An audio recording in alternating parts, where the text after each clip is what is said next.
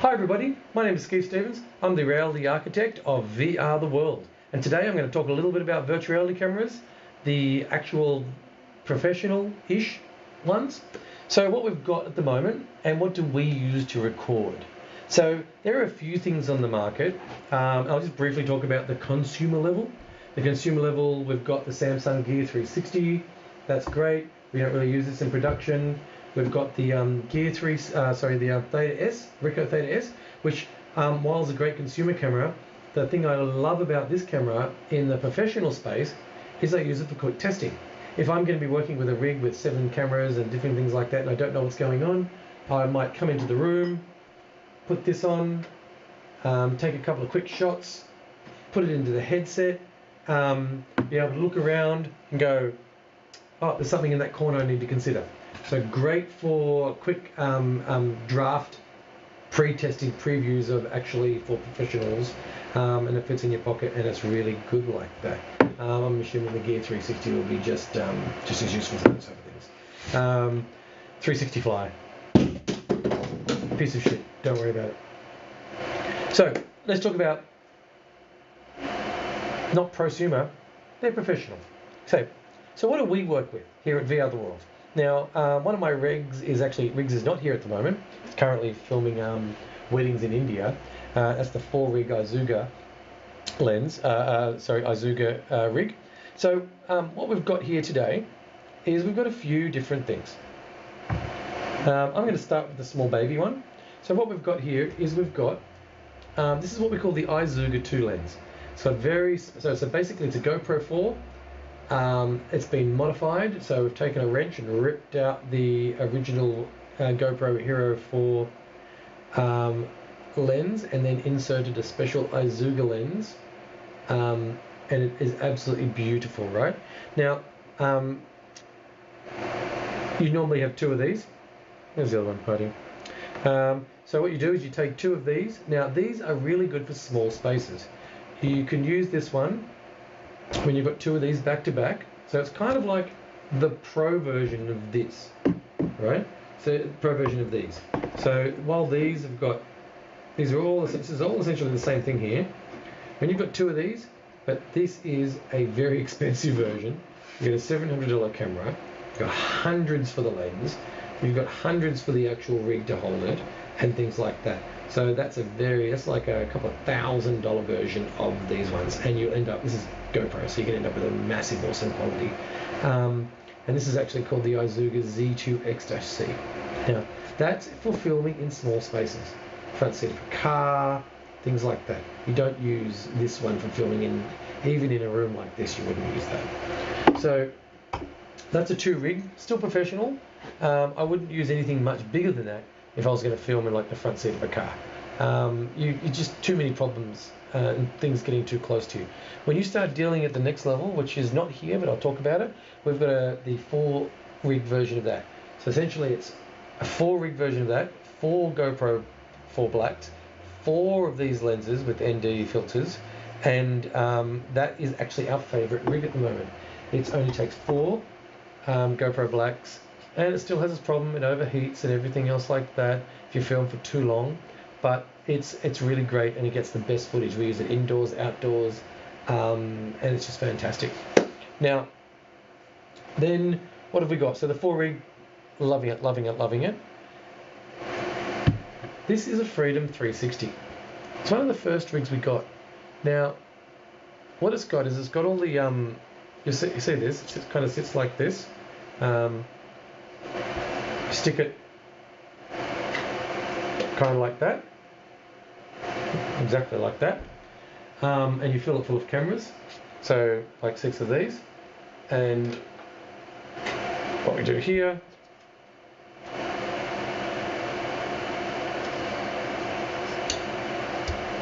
got to actually remember how to get the whole thing open. There you go. So you can see there.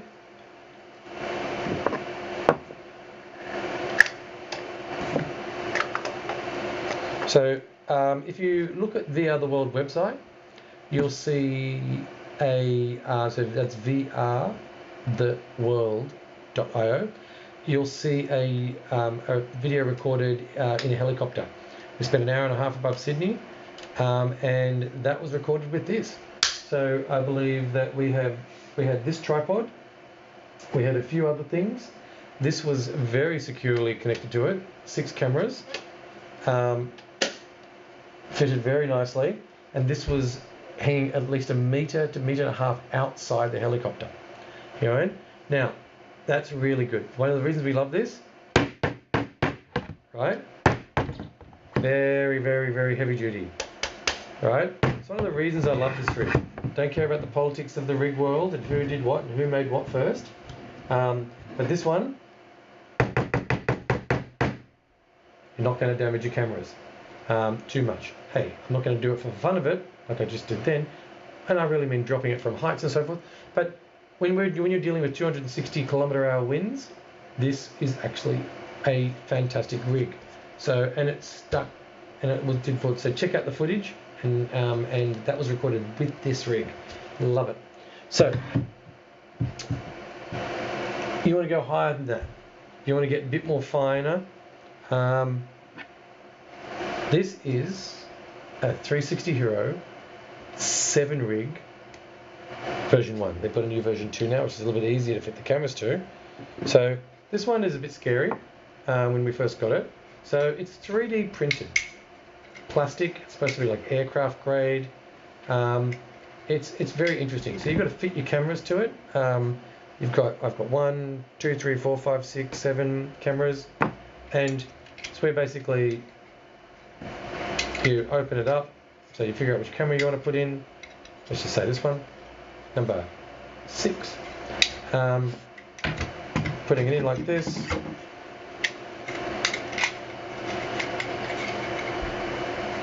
Now, what you've got to do is you've got to put it in, you've got to hook it under, you've got to bend this all the way, which is absolutely terrifying because you think you're going to break it, but it just doesn't break. There's been a few nicks, but it's been pretty good. So if you look at that, snap. So essentially, repeat. Put the camera in.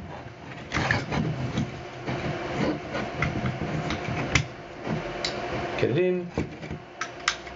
Thanks. And I'll just stick one on top for the fun of it in position number 7. So you see there's a little bit of a nick. So maybe the new ones. So you've got to pull that up, hook it underneath. So you've got to do it like this, which is very scary. Do it like that, bring it back, and then you're hooked. So you can imagine this one. Let's say that's full of all 7 GoPros. You're putting it on the rig, and you got, so essentially that creates a lot of footage, especially if you've got 64 gig cards in each one of these. Trying to sync them all up is an exercise in a bit of pain sometimes. The best thing about the GoPro remotes ever was the fact that they can remotely turn them on and off, and you can do up to 50 cameras at a time with a single remote over Wi-Fi. So you can see what a 7 rig would look like. It's great, brings in a lot of footage, its overlapping is fantastic, a lot more stitching options. The more cameras, the more stitching and overlaps you get. We just got normal lenses here, and yeah, so that's a really, really good one. For the bigger the space, the better, right? So, but again, the maintenance on this thing is really hard. You've got a lot of batteries to swap out. You've got a lot of different things. GoPro, I believe, have made an interesting one. It kind of looks like this. Check out the GoPro website. It kind of looks like this. I think it's a bit bigger, and it's got a backplane of batteries and data and a whole bunch of things like that, which is fantastic, because at the moment you've got it going empty, 6 or 7 different things. Now, how much are we talking about for something like this? 7 cameras at $600-700, so let's say $700 Australian dollars each, plus about $1,000 for the rig. So 7 sevens, $4,900, about 5. So that's about $6,000 to $7,000 for this rig. It's expensive. Thankfully, the Heroes 360 guys have got a new version, which this is still pretty good. It's got some good stitching templates, and so it's great. Same for here, 6 cameras plus I don't know, maybe that was $700 to $1,000. I actually can't remember what that cost, but it's around that space. So if you're using professional cameras, this is the space you're playing in. Now, then there's the extreme level, the Nokia Ozo, 100,000 Australian dollars. The 4i, I think it uses black 4i rig, Black Magic. There's 42 special cameras in it. They got to 200,000 Australian dollars, so double the price of the Nokia. The Hero 360 guys have a rig that I've seen with these new special Black Magic cameras, and yeah, that's expensive too. So the thing about all these rigs, you've got to stitch it all. They're actually a nightmare to work with. Nightmare. Which light is hitting what camera and what feature. Oh, it's absolutely a nightmare in the production space, but it is what we've got. Those integrated cameras like the Nokia and the Uras and everything else like that, I really am looking forward to getting an Ura. That'll be probably my next expensive purchase. At any moment, and this is the thing that really frightens me day to day, at any moment, GoPro is probably going to announce the Hero 5. It'll be different. Apparently it's going to be able to do 3D. I doubt they'll do in the standard sports camera. But yeah, so constant, complicated world. New things coming out all the time. A lot of money being laid out. But VR, and especially the place that we love, which is 360 video, recording experience, immersive experiences, letting people be somewhere different that they can't afford, that they can't do, or that they just want to keep life, simpler and experience even more. 360 video is the future. Here are some of the cameras that are starting to do it. Facebook's doing it. I believe that Twitter can take 360 video, and then Instagram's going to have to follow soon because they're owned by Facebook, and a bunch of the others. YouTube especially is the best platform for 360 video for storing the data. Facebook crunches the files a bit. YouTube, you can actually re-download your files and still throw them into the headsets. Okay, guys. The only other thing, I guess, in specialty filming is probably these guys make a diving rig. I think it was like $6,000 just for the rig. But it's very specialized. Lenses, not like this thing for Theta. Very, very specialized. And there's going to be a lot of different things that come out in the market that are for industrial grade, to sit on drones, to help them be protected, for use in strange environments. But if you want to deal in the above consumer, prosumer space, the Key Mission, the Uras, they're going to be very interesting if you want to record content. But excellent stuff. Guys, enjoy your 360 time.